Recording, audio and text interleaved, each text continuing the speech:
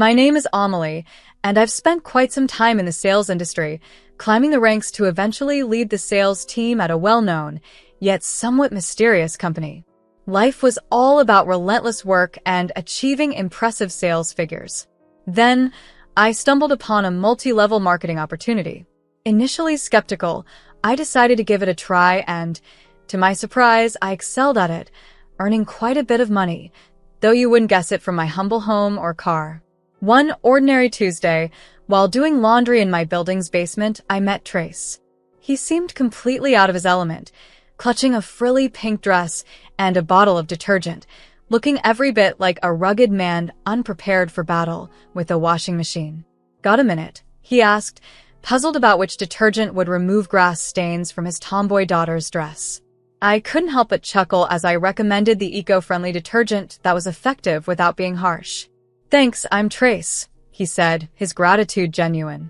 He confessed it was his first time managing the laundry, overwhelmed yet amused by the task. He mentioned his daughter Claire, who is 7 and as spirited as they come. Trace, a surgeon, joked about how operating was simpler than figuring out washing machines. Our conversation was brief, as his phone reminded him of another fatherly duty. Before he left, he asked for my number, just for laundry tips, he insisted. I agreed, joking that he should share his surgical tips, as you never know when they might come in handy. I assumed our encounter would be a fleeting moment, but life had other plans. We started running into each other more frequently, from the grocery store to coffee outings and then dinners. Trace was kind, genuine, and deeply committed to his daughter. Seeing him as a father was truly touching and brought a new warmth to my heart. Our dates were simple and real, filled with debates over pizza toppings and movie choices. During one such casual date, amidst laughter over burnt popcorn and a movie we were barely watching, Trace turned to me seriously. "Amelie, I'm not sure what this is or where it's going, but I'm in if you are," he declared. "Moved," I whispered back. "I'm in too." Things escalated quickly from there. Before I knew it, we were back in the laundry room where we first met, and he was proposing with a ring, perhaps too lavish for our modest surroundings. "This place isn't much," he began, his hands slightly trembling, yet his voice sure, reflecting the simple yet profound journey we had embarked on together. In an unexpected twist of fate, during a routine laundry day, I met the most extraordinary woman named Amelie. It was there that Trace, overwhelmed by emotion, barely started his proposal before I eagerly responded, "Yes, 1,000 times yes." Reflecting on it now, it feels like a dream, the kind where a simple encounter transforms your entire life. Who could have guessed that such a mundane day could lead to something so life-altering? Before we took the plunge and got married, I decided to move into Trace's home, which he shared with his energetic 7-year-old daughter, Claire. I kept my apartment and rented it out, a detail I hadn't shared with Trace initially. It was a strategic decision to keep my investments active while embarking on this new chapter of domestic life. One evening, amidst the chaos of trying our hand at homemade pizza, which ended with a charred crust, Trace introduced a serious topic. Over a quick dinner of spaghetti and meatballs, he broached a subject I hadn't expected to invade our blissful bubble. As he awkwardly twirled his spaghetti, he mentioned the need to discuss a prenuptial agreement. I nearly choked on my meatball in surprise. "A prenup?" I managed to sputter out. Trace quickly poured me some water, trying to ease the tension. "Hear me out," he urged. "It's not that I don't trust you. It's just practical, considering Claire and her future." As I sipped my water, collecting my thoughts, Trace continued, explaining the practicality of protecting both our interests, especially given our respective successes, his practice and my thriving business. Though I understood his logic, it felt as if we were planning for failure. Trace, sensing my unease, reassured me, saying, "Amelie, this isn't about doubting our future. It's a safety net for both of us." His sincerity and the inclusion of potential future children in his reasoning softened my initial resistance. "Let's approach this smartly, but without cold lawyers. Let's make this agreement about us, about our family," I proposed. His warm grin sealed the deal.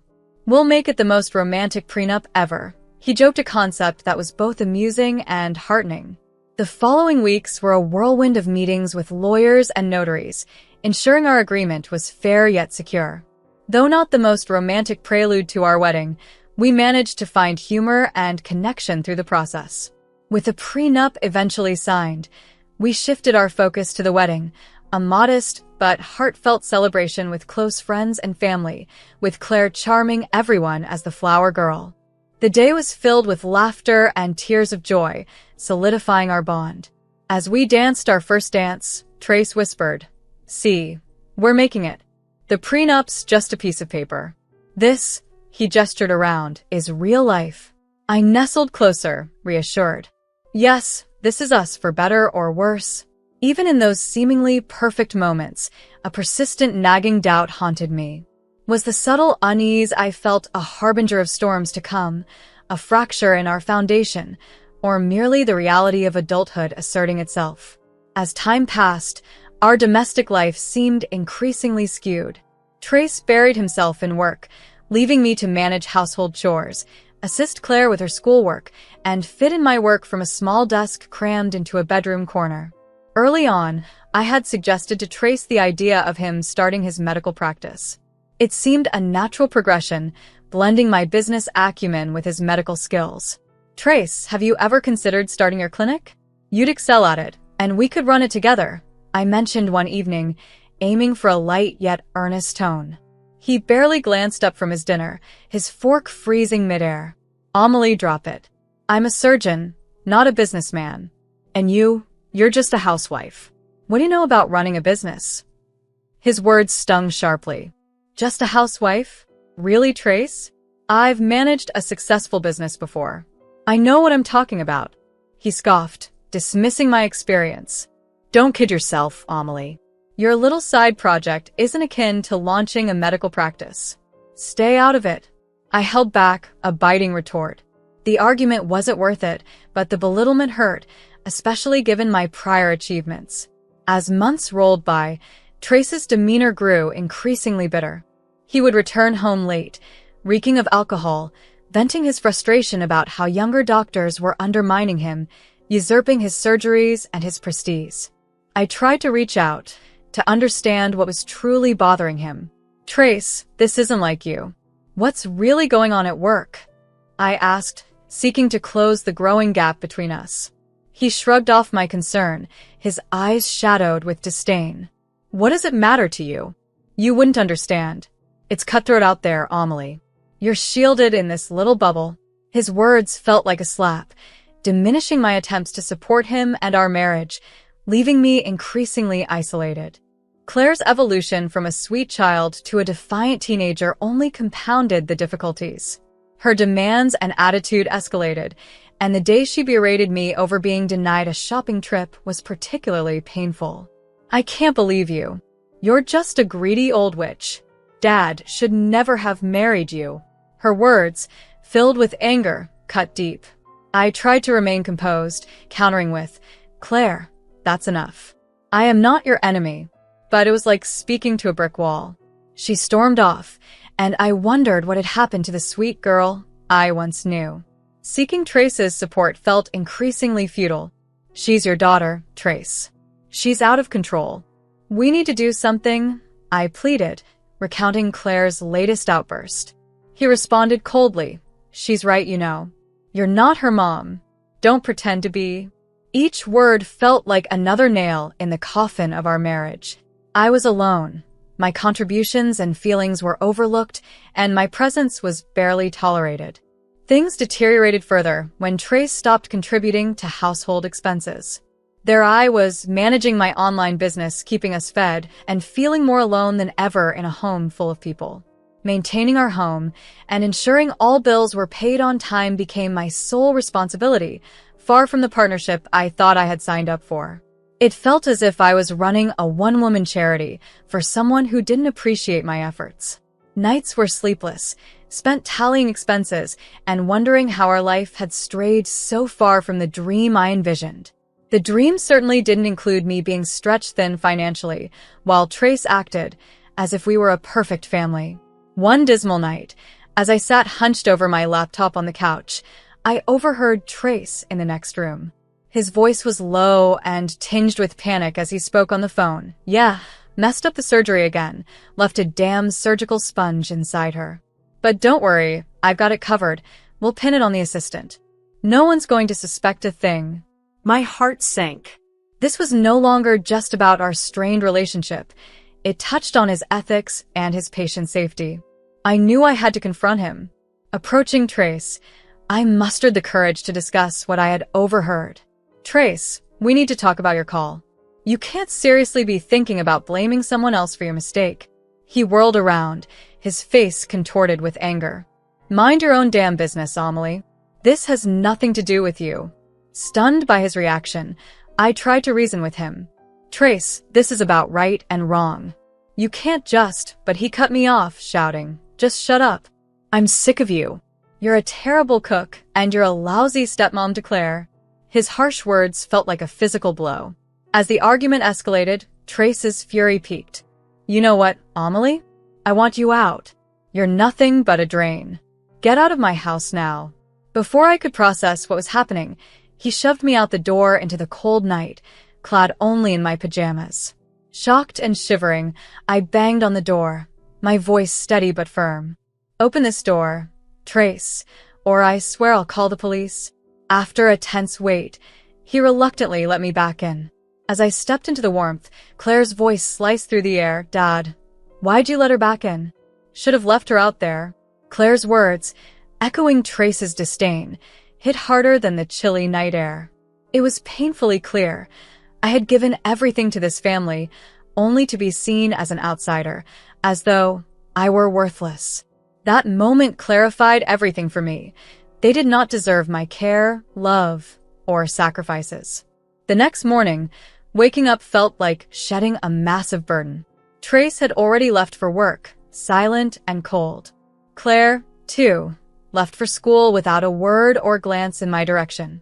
If they chose to treat me as invisible, I decided I could do one better. I would disappear for real. I packed my bags, collected important documents, and left for one of my apartments that was sitting empty. The silence of that empty apartment was a balm after months of chaos. No sneers, no cold shoulders, just me, ready to start anew, away from the turmoil and unappreciation, in a place where I could finally breathe and heal. After everything that had happened, consulting a lawyer was my top priority. I needed to understand my legal standing in all this chaos. The lawyer's office, with its polished wood and the rich scent of leather, was a stark contrast to the inner turmoil I was experiencing. My lawyer, Mr. Gatlin, was known for his straightforward approach. With a prenup and no shared children, this should be straightforward, he assured me after I explained my situation. Curious about the possibilities if Trace decided to contest, I questioned Mr. Gatlin. Leaning back, he interlocked his fingers thoughtfully. He can try, but with the prenup being clear and his recent reckless behavior, he doesn't have much to stand on. His words were reassuring, and based on his advice, I hired a detective to dig deeper into Trace's life. The detective's report was devastating. Trace's ongoing affair with one of his nurses wasn't a mere fling. It had been happening for years. Coupled with his professional negligence, the situation was dire. Driven by a mix of betrayal and righteous anger, I approached the hospital administration. I disclosed everything: the affair, the botched surgeries, his irresponsible behavior. I wasn't being vindictive. It was about preventing him from endangering more lives. The consequences for Trace were immediate and severe. A few days later, a desperate call from him confirmed the impact of my actions. You've ruined me, Amelie. I've lost everything because of you, my license, my job. Claire and I have nothing now. His words aimed to guilt me, but my resolve was firm. You brought this on yourself, Trace. You chose your actions.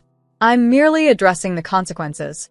With that chapter closing, it was time to focus on rebuilding my life, particularly my business, which was not just a financial lifeline, but also a source of emotional strength. It represented the independence and resilience I had reclaimed from the ruins of my failed marriage.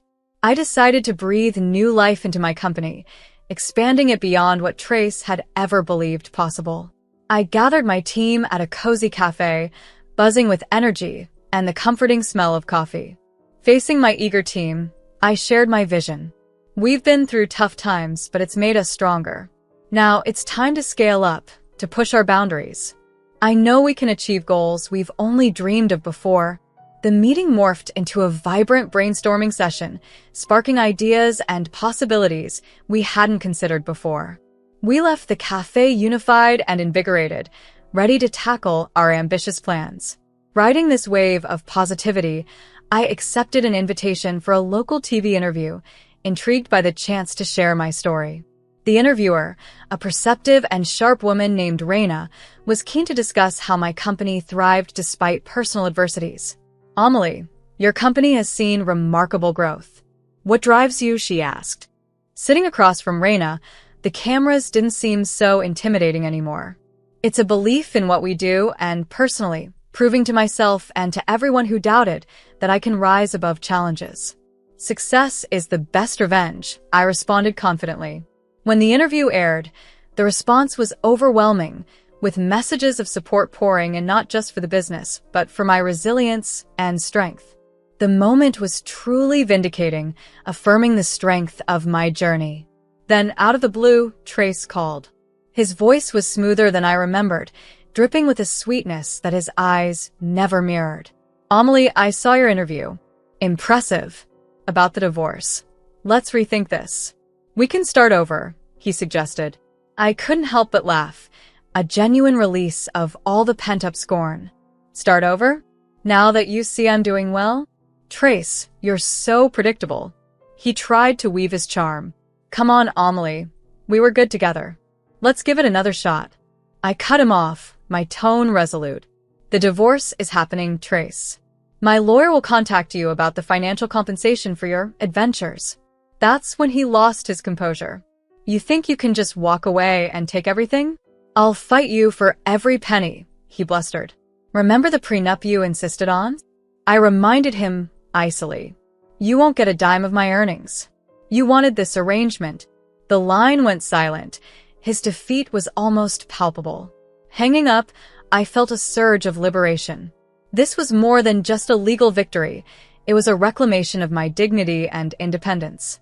A week after the drama had settled, I was surprised to find Claire, my stepdaughter, waiting outside my apartment. She was dressed down in a manner I had always suggested, but which she had never adopted before. It seemed like a calculated move, perhaps designed to appeal to my sympathies or my wallet. "Can we talk?" she asked, her voice softer than I remembered. "All right, come in," I said, stepping aside to let her enter. This was her first visit to my place, and she scanned the modest decor and the neatness I maintained. She hesitated before speaking. "I want to live with you. I can't stand being with Dad anymore." Looking at her, really looking, all I could see were the dollar signs in her eyes. It was clear this wasn't about finding a nurturing home. It was about securing a more comfortable one. "Claire, you know that's not possible," I said firmly. "I can see what you're trying to do, and it's not going to work." She broke down then, tears and promises to pour out. "I'll change. I'll do anything you ask. Just please don't make me go back there." It was tough watching her fall apart, but I knew it was part of her act. "Claire, my decision is final." "I can't help you," I said, guiding her to the door. Her desperation was palpable, but it didn't sway me. Her tears no longer seemed genuine, not after everything. Once she left, the divorce proceedings moved quickly. Trace's infidelity, now publicly known, simplified things on my end. I received financial compensation, a small victory, but a victory nonetheless. Blocking their numbers was the last step, severing the final tie between us. It was truly over this time. I was free, ready to rebuild my life on my terms, without the shadow of their manipulation darkening my doorstep again. With the chapter on my marriage closed, I poured all my energy into my business and personal growth. My company wasn't just surviving, it was thriving, expanding in ways I hadn't dared to dream of before.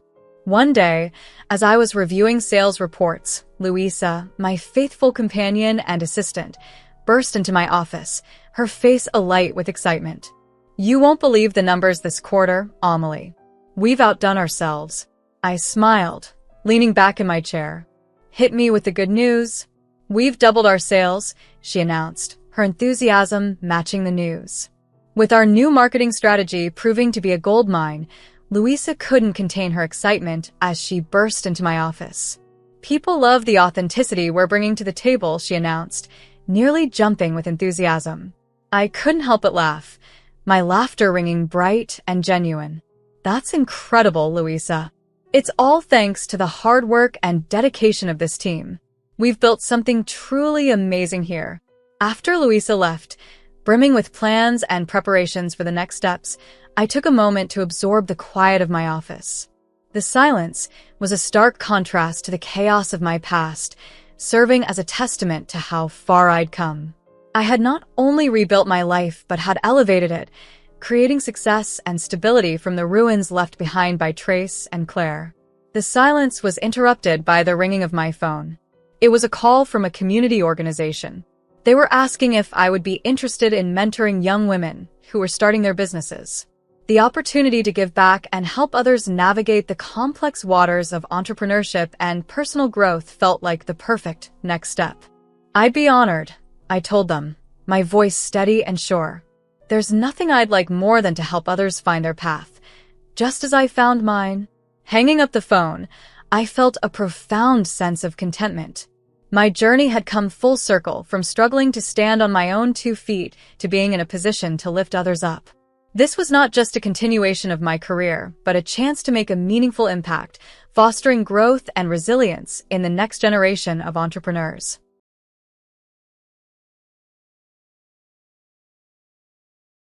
"My parents live here," Christopher suddenly declared during his visit, while his in-laws nodded happily behind him.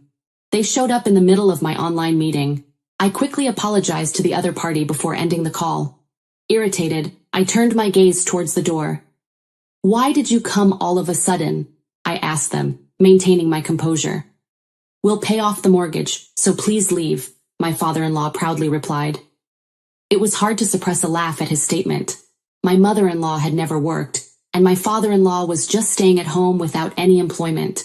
Yet Christopher was completely in favor of his parents' opinion. Disappointed by his stance, I considered divorce. "I'll leave," I quickly replied, to the surprise of all 3 of them. "The mortgage of the house is $5,000 per month." With an inward smile, I began to pack seriously. Luckily, I had a business trip scheduled for a week starting the next day. With my suitcase and bank book ready, I headed to the entrance. "Goodbye," I said as I left the house. To begin with, I decided to transfer the ownership of the house to Christopher. Thinking about my future plans, I was filled with excitement. My name is Stacy Walker. I am 47 years old and work as a web designer. I went independent 5 years ago and have been fortunate enough to receive many project checks. As a result, I've earned more than 5 times my previous salary, and now live on the top floor of a high-rise condo. I met Christopher, my husband, 3 years ago through Daisy, my former boss and his cousin. He's kind and honest, but had trouble maintaining relationships, so he had been single for a long time. Around that time, my business was doing well, and I bought the top floor of a high-rise condo, doubling as an office. I wasn't planning on marrying, but Daisy strongly suggested I meet Christopher. When I met him, he was very gentle and attractive, looking much younger than his actual age. We started dating and got engaged within 6 months. My parents had already passed away, and my only relative was my brother. So, my brother and his wife also attended the family meeting. From Christopher's side, his parents and cousin Daisy came. The meeting went smoothly overall. However, my cousin-in-law's comment, "This seems stiff," left me puzzled. I never imagined her words would become a reality. After marrying, Christopher moved into my house, and we started our life together. His workplace was harsh, requiring him to leave early in the morning and return home past midnight. Despite this, his salary was only a quarter of mine. I suggested to Christopher, who was exhausted and went to sleep immediately every day, "It's bad for your health. Why don't you look for another job?" However, he reprimanded me with a face full of anger. "Are you saying I should quit my job? Are you looking down on me because I earn less?" I was surprised by Christopher's strong reaction, as we had never argued before. Feeling uncomfortable about unintentionally disrespecting his job, I decided to apologize sincerely. I'm sorry, I didn't mean it that way. I'm just worried about your health. Christopher quickly calmed down and apologized. Our first argument ended swiftly. However, it became difficult to suggest a job change afterward.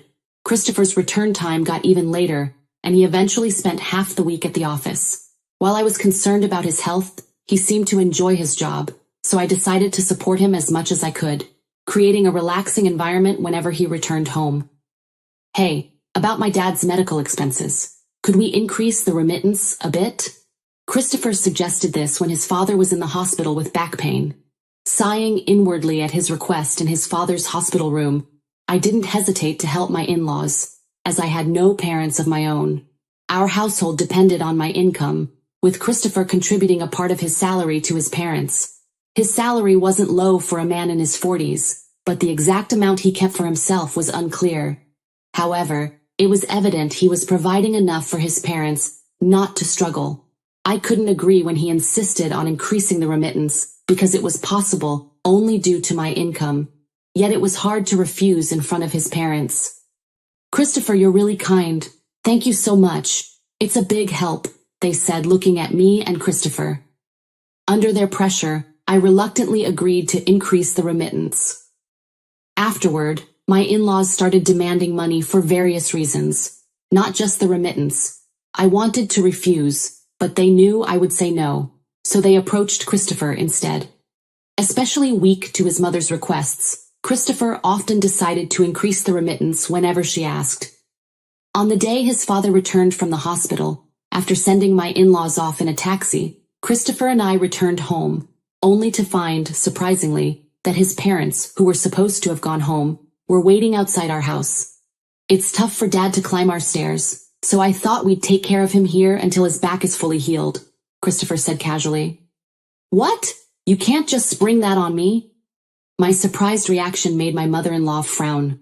My father-in-law stood in front of the door, as if to say, "Let us in quickly, Christopher."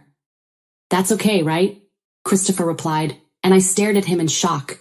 He avoided my gaze. From his reaction, it became apparent that Christopher and his parents had likely already discussed their plans. "Fine. You can stay here until you're fully recovered," I reluctantly relented, ushering my in-laws inside. They surveyed the house and settled onto the living room sofa. "Look at this place. So nice. Our house is 50 years old and falling apart," remarked my father-in-law.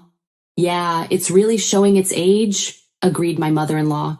Christopher nodded along, indicating their intention to stay for an extended period. Admittedly, since I had been providing them with financial support, having them here might ease the burden. However, financial considerations aside, it didn't mean I welcomed the idea of cohabiting. Renovating old houses is trendy these days. How about considering that, Christopher? I suggested. "Yeah, maybe," Christopher replied vaguely. 2 years into our marriage, despite being in the supposed honeymoon phase, Christopher and I hardly spent time together. We hadn't even gone on a honeymoon. This place served as both my home and office. It was manageable when Christopher was out for work, but with my in-laws around all day, it complicated things. If we were to live together, I'd rather move into their house and reserve this place solely as an office. Thanks to my initial resistance, the topic of cohabitation wasn't brought up again by my in-laws. However, even months after my father-in-law's discharge from the hospital, my mother-in-law showed no sign of taking him back. Their belongings started to overflow from the guest room into the living room. "Christopher, your dad seems perfectly healthy now. He even went bowling today. Maybe it's time for them to go home," I suggested. "What are you saying? Sending my dad back with his bad back is cruel. What if it gets worse?" Christopher raised his voice, leaving me silent. It seemed that Christopher believed raising his voice would compel compliance. He frequently asserted his opinions loudly, and opposing him often resulted in my mother-in-law siding with him, putting me at a disadvantage. This dynamic persisted for 2 years. During this time, I took care of all the housework, while my in-laws frequently went out to enjoy themselves. Despite my father-in-law's back being fully healed, there were no signs of them returning home. "Sorry, I have a meeting at 1 p.m. today, so I'll eat lunch in my room, okay?" I informed them as I placed lunch on the table.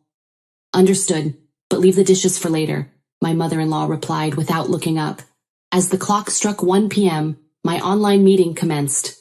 However, about 10 minutes in, the door burst open, and Christopher declared, "This is where me and my parents live."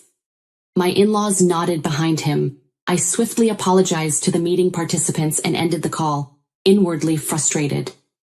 "I told you I had a meeting at 1 p.m., I grumbled as I headed towards the door. "Why are you all doing this all of a sudden?" I asked calmly, only to be met with my father-in-law's smug reply. "We'll pay the mortgage so you can leave," he said. Suppressing a laugh at his audacity, I simply replied, "All right, I'll leave," surprising all three of them. With the mortgage at $5,000 per month, I couldn't help but smile inwardly at the prospect of moving forward with my plans. I'd approached the task with a solemn expression, aware of the serious decision I was making. Fortunately, a week-long business trip awaited me starting the next day. Armed with a meticulously packed suitcase and my bank book, I headed for the exit. "Goodbye," I uttered, bidding farewell to the home that had become a source of contention. The first order of business was transferring the house title to Christopher. Brimming with excitement about the impending changes, I checked into a hotel and promptly contacted a real estate agent to initiate the house transfer, encompassing the mortgage. The success of the transfer rested on Christopher's ability to handle the mortgage. If he couldn't manage it, the options were a lump sum payment or selling the house. Accepting this reality, I directed the agent to find me a new home and office. My work could be conducted remotely, but a dedicated office space was crucial for calm client discussions. The agent identified a suitable location, approximately 40 minutes from my previous residence, complete with top-notch security.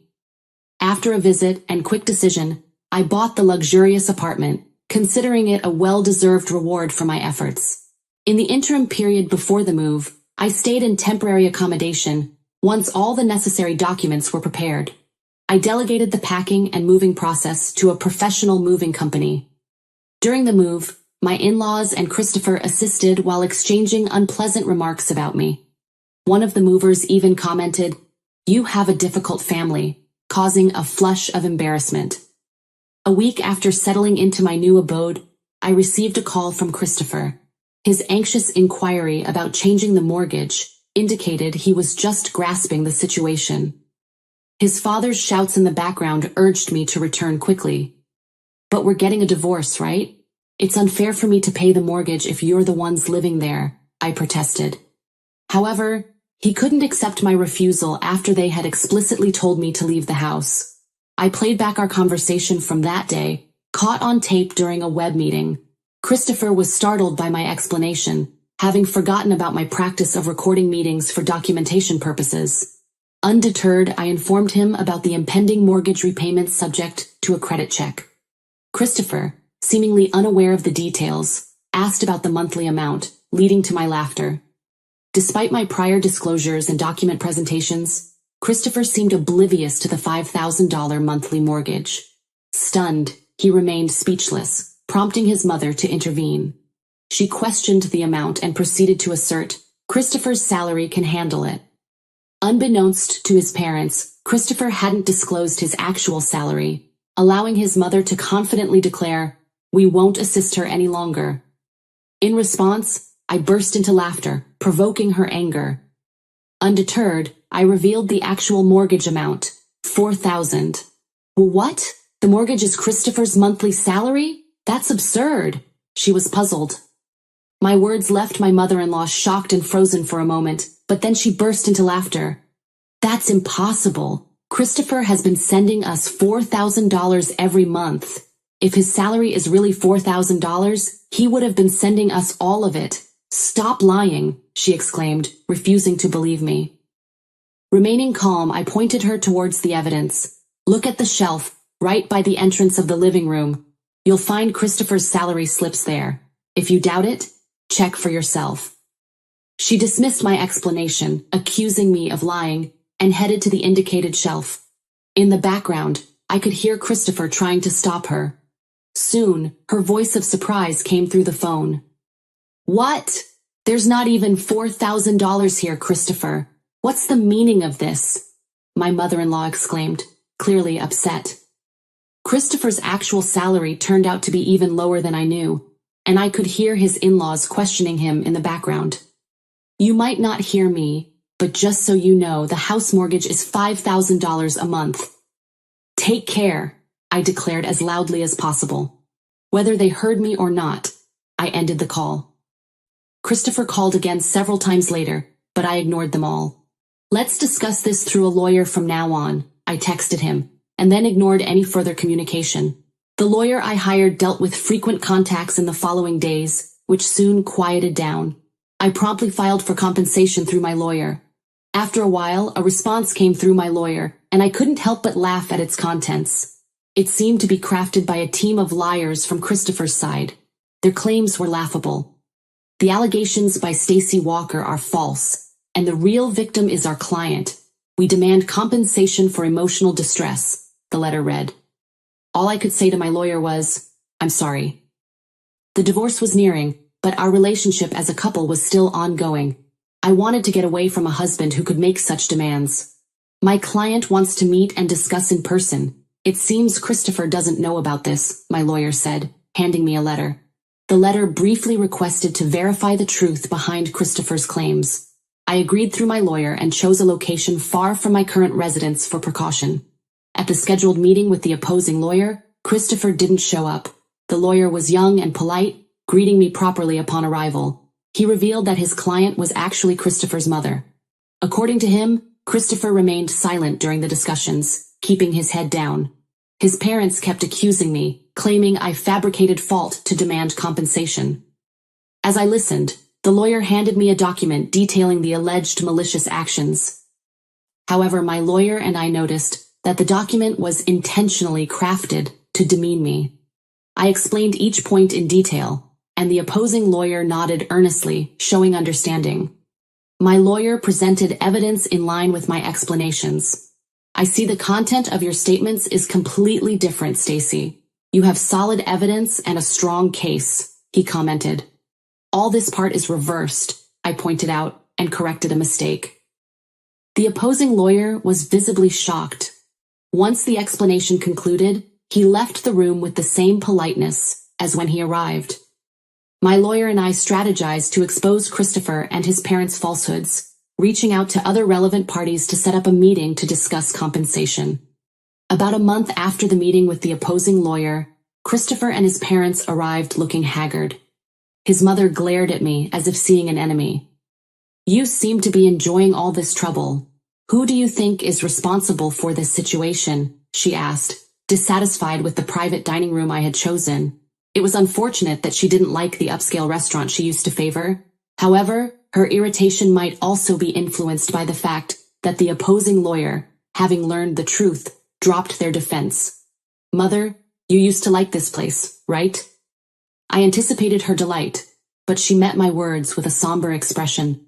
We entered the restaurant, greeted by staff, brief on our situation, and escorted to a private room. Christopher remained silent until we were seated, then suddenly grew emotional. Stacy, I was wrong. Please help me. I can't go on like this. I'll do anything you say. Please come back, Christopher pleaded, stunning his parents.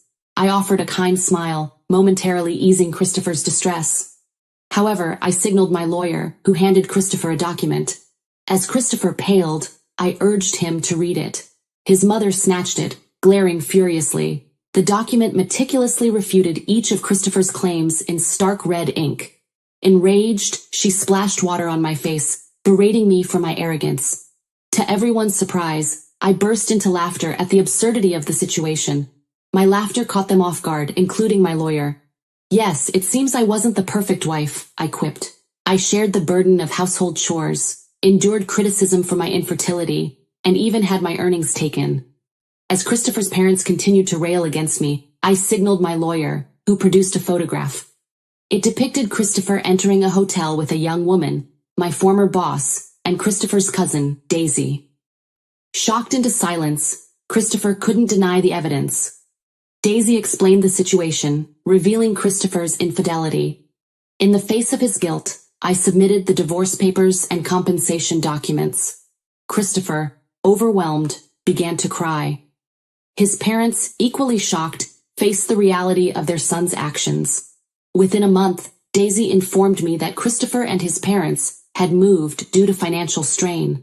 Christopher's salary couldn't sustain their spending habits, and they sought rent assistance. The compensation for the deceived woman and myself was covered by Daisy's parents. Surprisingly, Daisy found love with Christopher's former lawyer, drawn to his decisiveness. Embracing the unexpected turn of events, I started blogging about my experiences, leading to new writing opportunities.